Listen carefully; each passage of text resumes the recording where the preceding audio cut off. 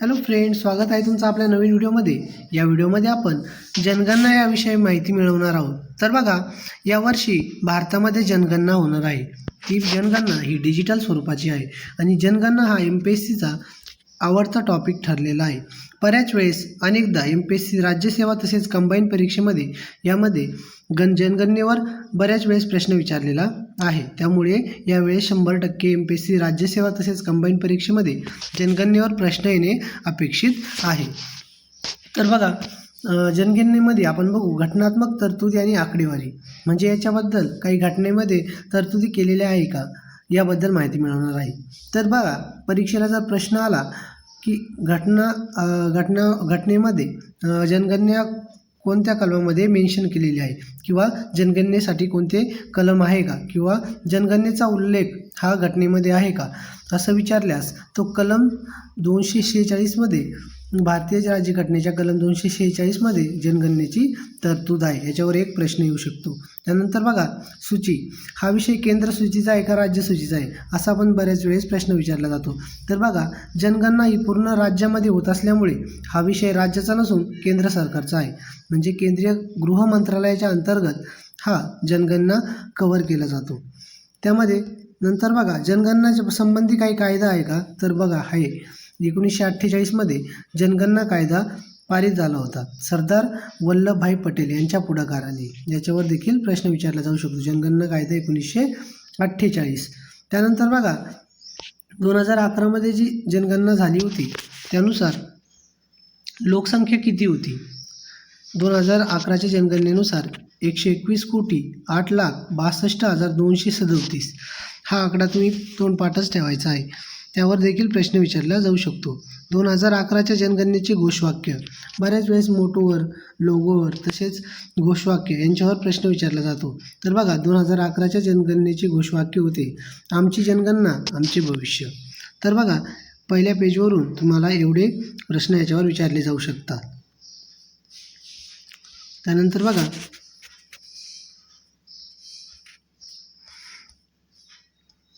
आता बघा, जनगणनेचा इतिहास म्हणजे आपली ऐतिहासिक पार्श्वभूमी काय आहे ते बघा। तर पहिली जनगणना ही 1872 लॉर्ड मेयोच्या काळामध्ये झाली होती। लॉर्ड मेयोच्या काळामध्ये 1872 मध्ये पहिली जनगणना झाली होती। त्यानंतर पहिली नियमित जनगणना म्हणजे 1872ला तर पहिल्या वेळेस झाली, त्यानंतर दर 10 वर्षाच्या अंतराने ही जनगणना 17 फेब्रुवारी 1881 पासून सुरू झालेली आहे। 17 फेब्रुवारी 1881 पासून। त्यानंतर 1881, 1891, 2001 किंवा 1901, 1902 अशा दर 10 वर्षांनी जनगणना ही लॉर्ड रिपन यांच्या काळात सुरू झालेली आहे। सुरुवातीला 1872ला जी जनगणना चालू झाली ती पहिली जनगणना, परंतु दशवार्षिक नियमित जनगणना ही 1881 पासून सुरू झाली। ती कोणाच्या काळात सुरू झाली, तर लॉर्ड रिपन। या दोन्ही याच्यावर प्रश्न विचारलेला आहे आणि याच्यामध्ये प्रश्न येऊ शकतो।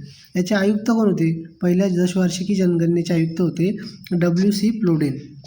यावर देखील प्रश्न विचारलेला आहे आणि त्यावर रिपीट होण्याची शक्यता देखील आहे। आयुक्त कोण होते, WC प्लोडेन। त्यानंतर बघा, जनगणनेचे जनक आपण कोणला म्हणतो, तर बघा, भारतीय जनगणनेचे जनक हेनरी वॉल्टर। हेनरी वॉल्टर यांना आपण भारतीय जनगणनेचे जनक का म्हणतो, तर बघा, त्यांनी ज्यावेळेस संयुक्त भारत होता त्यावेळेस ढाका शहरामध्ये 1830 रोजी त्यांनी पहिली जनगणना कंडक्ट केली होती, ती फक्त शहरामध्ये होती, त्यामुळे त्यांना भारतीय जनगणनेचे जनक असे म्हटले जाते। त्याच्यावर देखील प्रश्न आलेले आहे आणि परत येऊ शकतो, हेनरी वॉल्टर हे तुम्ही लक्षात ठेवा। त्यानंतर बघा, परत ते दशवार्षिकी परंपरानुसार 1881 पासून जनगणना सुरू झाली। त्यानंतर 1921ला महाविभाजनाचे वर्ष म्हणतात, कारण की या वर्षी लोकसंख्या वाढीचा दर जो होता तो निगेटिव्ह राहिला होता, म्हणजे वाढत जाणारी लोकसंख्या ही त्या वर्षी ऋणात्मक होती, म्हणजे त्या 10 वर्षामध्ये प्लेगची साथ वगैरे याच्यामुळे ही लोकसंख्या कमी झाली होती, त्यामुळे लोकसंख्या वाढीचा दर ऋणात्मक होता आणि त्यामुळे याला महाविभाजनाचे वर्ष असे म्हणतात। त्यामुळे 1921 हे महाविभाजनाचे वर्ष हे तुम्ही लक्षात ठेवू शकता। त्यानंतर बघा, आता जी डिजिटल जनगणना होणार आहे, आगामी डिजिटल जनगणना, त्यावर देखील प्रश्न विचारला जाऊ शकतो। म्हणजे आता जी जनगणना आत्तापर्यंत जी जनगणना झाली होती ती ऑन पेपर होती, म्हणजे ती ऑनलाईन नसून ही रिटर्न स्वरूपामध्ये होती. त्यामुळे आताची जी जनगणना आहे ती डिजिटल स्वरूपाची आहे आणि डिजिटल स्वरूपाची असल्यामुळे यावर प्रश्न विचारला जाऊ शकतो. 100% राज्यसेवा आणि कंबाईनला याच्यावर प्रश्न येणार आहे. तर बघा, पहिली डिजिटल जनगणना आहे. आपली जी आत्ताची जनगणना आहे ती पहिलीच डिजिटल आहे. याच्या आधी डिजिटल जनगणना झालेली नाही. आता बघा, याच्यावर प्रश्न बऱ्याच वेळेस येतो, स्वातंत्र्यानंतरची जनगणना कितवी आणि सुरू झाल्यापासूनची कितवी. तर बघा, 8 दुणे 16 असे ट्रिक तुम्ही लक्षात ठेवू शकता. स्वातंत्र्यानंतरची 8वी आणि सुरू झाल्यापासूनची 16 नंबरची जनगणना आहे. 8वी आणि 16वी, जी स्वातंत्र्यानंतरची 8वी आणि जनगणना सुरू झाल्यापासून ती 16वी जनगणना ठरलेली आहे. यावर देखील प्रश्न विचारला जातो. तर बघा, याचं स्वरूप कसे आहे, 2 टप्प्यामध्ये पार पडेल. किती टप्प्यामध्ये? 2 टप्प्यामध्ये, पहिला आणि दुसरा. आणि त्यानंतर याला मंजुरी कुठं भेटली, तर केंद्रीय मंत्रिमंडळाने 12 डिसेंबर, बऱ्याच वेळेस आयोगाने तारखांवर देखील प्रश्न विचारलेला आहे. त्यामुळे जनगणनेला 12 डिसेंबर 2025 रोजी केंद्रीय मंत्रिमंडळाने मंजुरी दिलेली आहे. त्यामुळे आता ही जनगणना आहे ती 2026मध्ये कंडक्ट होणार आहे. आणि अजून एक प्रश्न विचारला जाऊ शकतो की शेवटची जनगणना कोणती. आता 2001, 2021 असा जो क्रम आहे त्यानुसार आपण कन्फ्यूज होऊ शकतो. ऑप्शनमध्ये जर 2001 आणि 2011 तसेच 2021 आलं तर आपण 2021वर टिक करू शकतो. परंतु ती 2021ची जनगणना कोविड-19मुळे झाली नाही, ती स्थगित होती आणि ती जनगणना आत्ता होणार आहे. त्यामुळे जर प्रश्न विचारला शेवटची जनगणना कोणती होती, तर 2011ची जनगणना ही शेवटची जनगणना होती. तर बघा, आता आपण परत एकदा रिवाईज करूयात, ज्याच्यावर प्रश्न येऊ शकतो.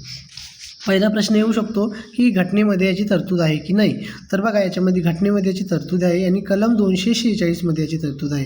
त्यानंतर बघा, दुसरा प्रश्न येऊ शकतो सूचीमध्ये. हा केंद्र सूचीचा विषय, राज्य सूची किंवा समवर्ती सूची यामधील विषय नाही, तर तो केंद्र सूचीचा विषय आहे. समवर्ती सूचीबद्दल देखील कन्फ्युजन होऊ शकतो, परंतु हा केंद्र सूचीचा विषय आहे. काही कायदा आहे का, तर हो, 1948चा कायदा त्याच्यासाठी पारित केलेला आहे.